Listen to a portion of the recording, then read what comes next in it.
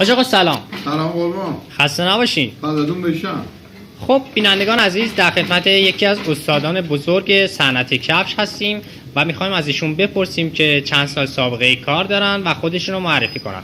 خب حاج آقا میشه خودتون رو معرفی کنید برای بینندگان عزیز؟ بنده خلیل شنما هستم. مدت 40 سال تو کاری پستویی سازی هستم. پستویی سازی همین روی کفش رو بهش میگید پستویی سازی. بله. درسته؟ بله.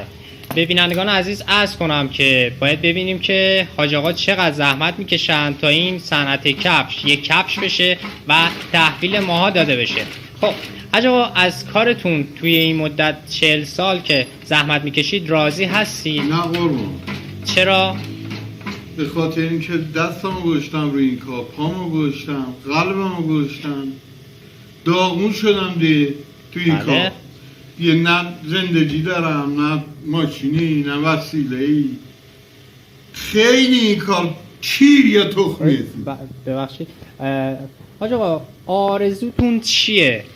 آرزو دارم که این کسی که این چکاشا داد دست ما، مشترات داد دست ما، گردنا داد دست ما، بلندش به تو قب بکشنش بیرون، آبگم چی خورده خاری کسکش، همین چرخا بکنم تو چونش کسکش. بله من معذرت کنم.